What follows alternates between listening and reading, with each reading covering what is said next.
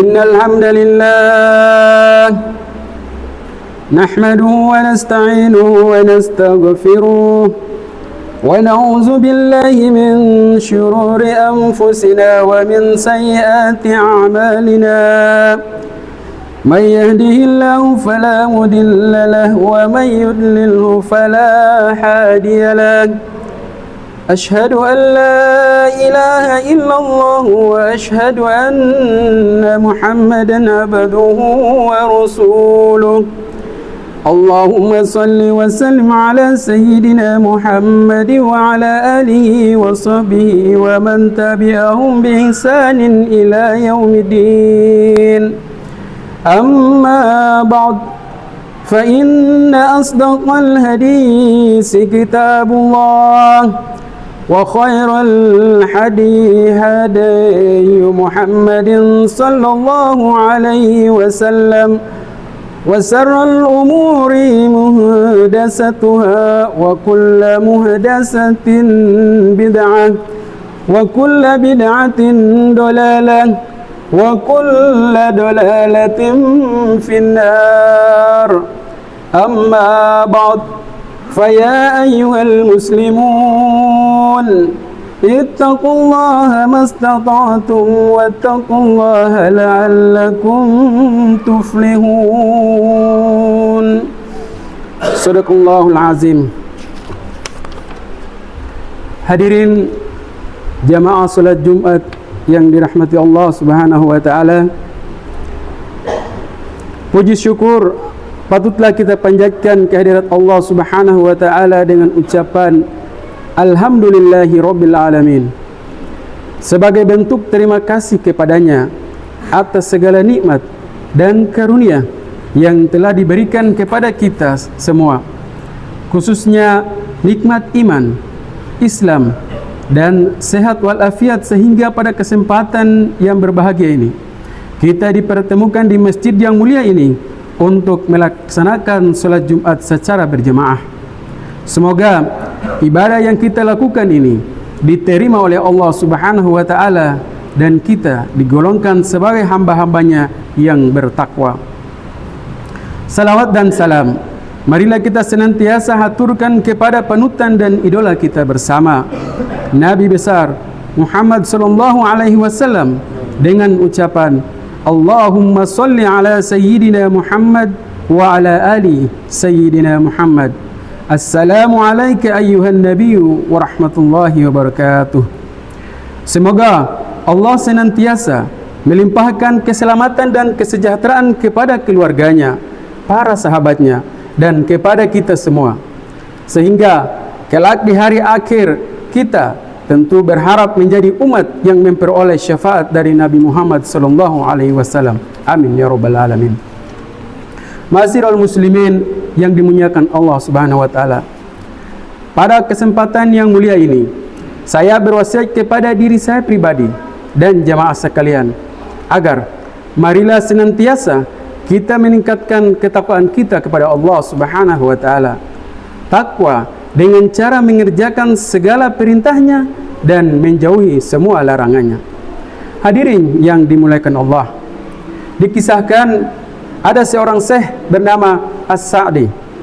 Ia menjalankan solat Jumat di Masjid Damaskus, Syria.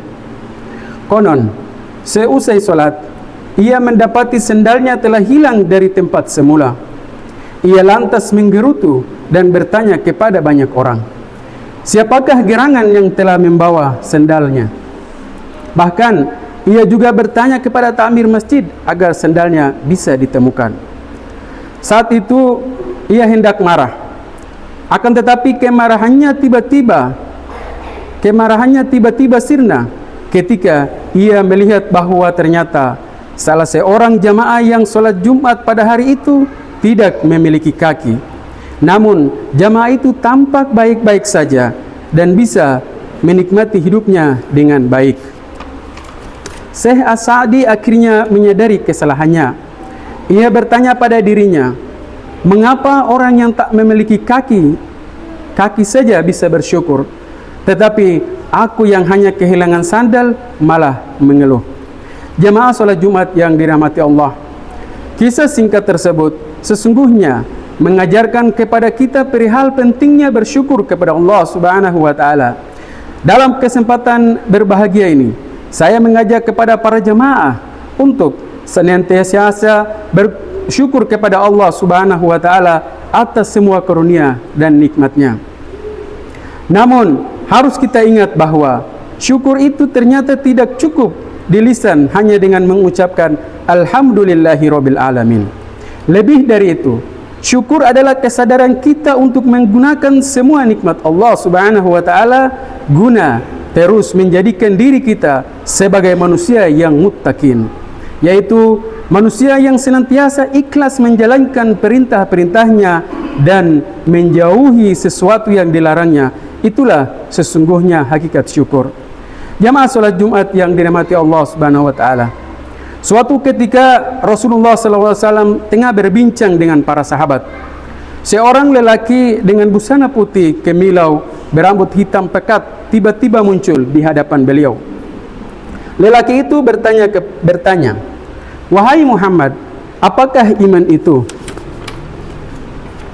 "Iman," jawab Rasulullah, "adalah percaya kepada Allah, para malaikatnya, kitab-kitab sucinya, rasul-rasulnya, dan hari kebangkitan, dan kepastian dari Tuhan yang baik maupun yang buruk."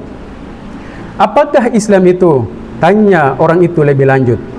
"Islam adalah menyembah Allah tanpa menyekutukan sesuatu dengannya, melaksanakan salat, membayar zakat, berpuasa pada bulan Ramadan, dan berhaji bagi yang mampu," jawab Rasulullah sallallahu alaihi wasallam.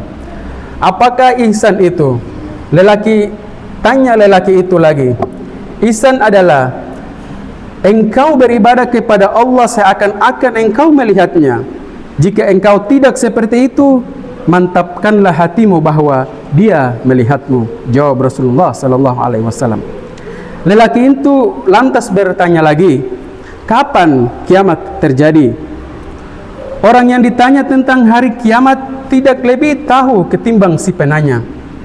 "Namun, aku hanya akan memberitahukan kepadamu tentang tanda-tandanya, yakni apabila ada hamba sahaya, perempuan yang melahirkan majikannya, dan apabila ada para penggembala unta hitam yang berlomba-lomba mendirikan gedung-gedung megah. Hari kiamat adalah satu dari 5 hal yang tidak diketahui oleh siapapun kecuali Allah," papa Rasulullah SAW. Kemudian beliau membacakan ayat yang berbunyi, "A'udzubillahi minasyaitonirrajim. Innallaha indahu ilmus sa'ah wa yunazzilul ghaitsa wa ya'lamu ma fil arham wa ma tadri nafsum ma za taksibu gada wa ma tadri nafsum bi ayyi ardin tamut innallaha alimun khabir." Sesungguhnya Allah memiliki pengetahuan tentang hari kiamat, menurunkan hujan, dan mengetahui apa yang ada dalam rahim. Tidak ada seorang pun yang dapat mengetahui dengan pasti apa yang akan dia kerjakan besok. Begitu pula, tidak ada seorang pun yang dapat mengetahui di bumi mana ia akan mati. Sesungguhnya Allah Maha mengetahui lagi Maha teliti. Quran Surat Luqman ayat 34. Tak lama kemudian lelaki itu berpamitan. Belum lama berlalu, Rasulullah SAW segera meminta para sahabat untuk memanggil lelaki itu. Namun lelaki itu ternyata telah jauh berlalu. Beliau pun berkata, "Pria itu adalah Jibril. Ia datang untuk mengajarkan agama kepada umat manusia." Hadirin sidang Jumat rahimakumullah. Kisah tersebut memberikan beberapa pelajaran kepada kita. Yang pertama, marilah kita senantiasa memperhatikan iman, Islam, dan ihsan kita. Kita ini beragama, tetapi terkadang kita melupakan 3 fondasi utama dalam keberagamaan kita. Kita kini sibuk memikirkan urusan duniawi ketimbang memperhatikan religiositas kita yang semakin terkikis oleh gaya hidup materialis, hedonis yang menggila ini. Ma'asyiral muslimin, jamaah salat Jumat rahimakumullah. Iman adalah akidah yang lebih dahulu tertanam di dalam hati, lalu dibuktikan dengan perkataan yang kuat dan amal yang soleh sebagai bukti atas kesungguhan dan kecintaan kepada Allah dan Rasulnya, serta keikhlasan dalam mentauhidkan Allah dan mengikuti Rasulullah SAW.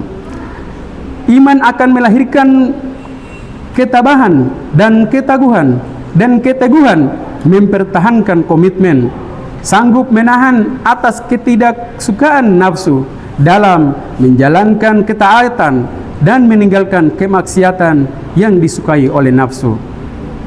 Adapun mengenai tanda-tanda keimanan, telah banyak disebutkan di dalam Al-Quran sebagai contoh. Di antaranya adalah ketika dibacakan ayat-ayat Allah, hatinya menjadi bergetar dan bertambah beriman kepada Allah. Firman Allah Subhanahu wa taala, Innamal mu'minuna allazina iza zukirallahu wajilat qulubuhum wa iza tuliyat alaihim ayatuhu zadathum imana wa ala rabbihim yatawakkalun. Sesungguhnya orang-orang yang beriman itu adalah mereka yang apabila disebut nama Allah, gemetarlah hati mereka, dan apabila dibacakan kepada mereka ayat-ayatnya, bertambahlah iman mereka karenanya, dan kepada Tuhanlah mereka bertawakal. Quran Surat Al-Anfal ayat 2. Ma'asyiral muslimin rahimakumullah, di zaman akhir ini mungkin ada di antara kaum muslimin imannya tidak bertambah ketika ayat-ayat Allah dibaca. Bahkan mereka merespon dengan sombongnya bahwa ayat-ayat itu sudah ketinggalan zaman dan hukum-hukumnya tidak cocok lagi. Mereka tidak bertawakal kepada Allah, tetapi mengandalkan harta dan kekayaannya semata, sehingga mereka dalam berusaha mencari rizki tidak mengindahkan rambu-rambu dan ketentuan-ketentuan hukum syariat. Karenanya dalam pandangan mereka berpegang teguh pada syariat Allah adalah justru menjadikan gerak dan langkahnya menjadi sempit. Oleh sebab itu mereka mengambil langkah 1000 untuk mendapatkan rizki tanpa peduli baik halal maupun haram.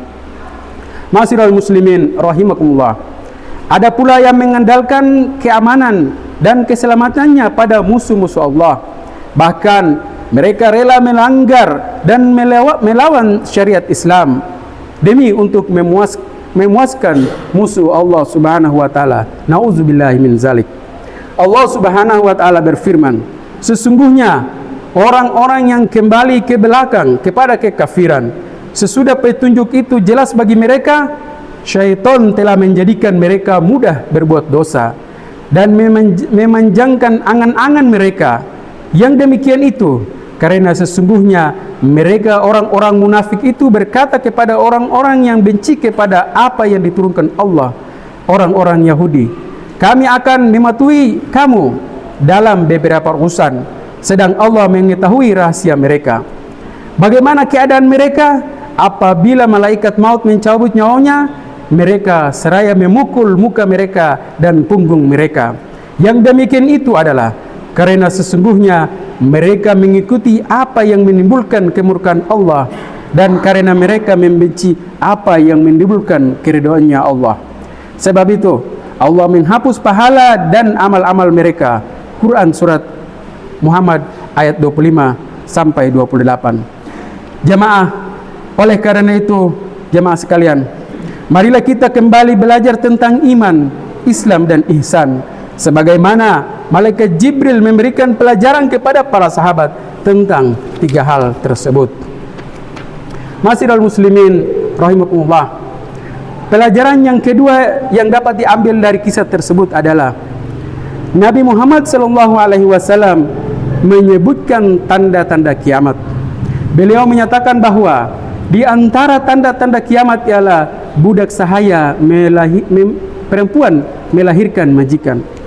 Seorang anak berani kepada ibunya sendiri, dan banyak orang berlomba-lomba dalam hal bangunan. Inilah pertanda bahwa kiamat sudah semakin dekat, dan hal ini sudah terbukti. Hari ini kita bisa melihat banyak gedung-gedung pencakar langit berdiri, rumah-rumah warga juga sudah sedemikian bagus. Bahkan mereka berlomba-lomba untuk membuat rumah-rumah yang mewah lagi megah. Ma'asyiral muslimin rahimakumullah. Mengakhiri khutbah ini, semoga Allah senantiasa menetapkan iman, Islam dan ihsan untuk kita semua, sehingga sampai kelak Dia memanggil kita pulang ke harapannya. Amin, amin ya rabbal alamin. A'udzu billahi minasy syaithanir rajim. Bismillahirrahmanirrahim. Wal 'asri innal insana lafi khusr illa allazina amanu wa 'amilus solihati wa tawassaw bil haqqi wa tawassaw bis sabr. Barakallahu li wa lakum fil Qur'anil azim wa nafa'ani wa iyyakum bima fihi minal ayati wa zikril hakim wa taqabbala minni wa minkum tilawatahu innahu huwas samiul alim.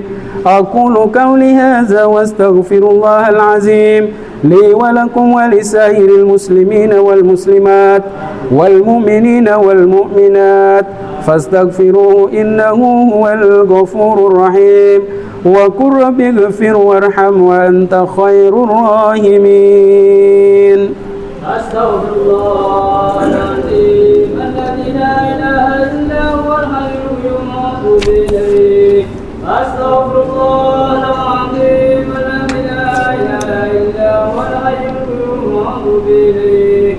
أستغفر الله العظيم الذي لا إله إلا هو الحي القيوم وأتوب إليه. اللهم صل على سيدنا وحبيبنا وشفينا ومولانا محمد.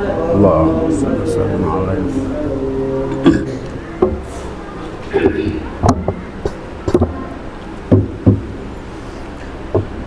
الحمد لله الحمد لله على إحسانه واشكر له على توفيقه وامتنانه. أشهد أن لا إله إلا الله وحده لا شريك له وأشهد أن سيدنا محمدا عبده ورسوله الداعي إلى رضوانه. اللهم صل على سيدنا محمد وعلى آله وأصحابه وسلم تسليما كثيرا. أما بعد فيا أيها الناس اتقوا الله فيما أمر وانتهوا أما نهى واعلموا أن الله أمركم بأمر بدأ فيه بنفسه وسن بملائكته بقدسه وقال تعالى إن الله وملائكته يصلون على النبي يا أيها الذين آمنوا صلوا عليه وسلموا تسليما. اللهم صل على سيدنا محمد صلى الله عليه وسلم وعلى آل سيدنا محمد وعلى أنبيائك ورسلك وملائكة المقربين. ورضى اللهم عن الخلفاء الراشدين أبي بكر وعمر وعثمان وعلي وأن بقية الصحابة التابعين وتابع التابعين لهم بإحسان إلى يوم الدين وارضى معهم برحمتك يا أرحم الراحمين. اللهم اغفر للمؤمنين والمؤمنات والمسلمين والمسلمات الأحياء منهم والأموات إنك سميع قريب مجيب دعوات ويا قاضي الحاجات.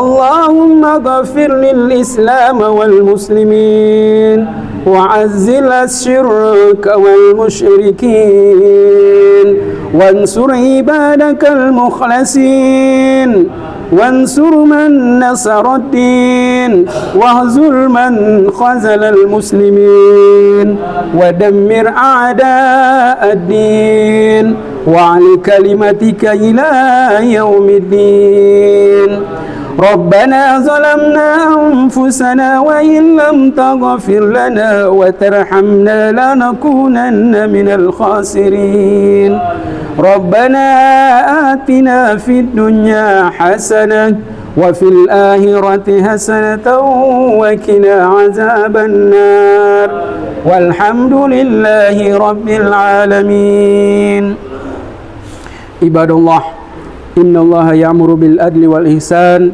وإيتاء ذي القربى وينهى عن الفحشاء والمنكر والبغي يعظكم لعلكم تذكرون واذكروا الله العظيم يذكركم واذكروه على نعمه يزدكم ولذكر الله أكبر أقم الصلاة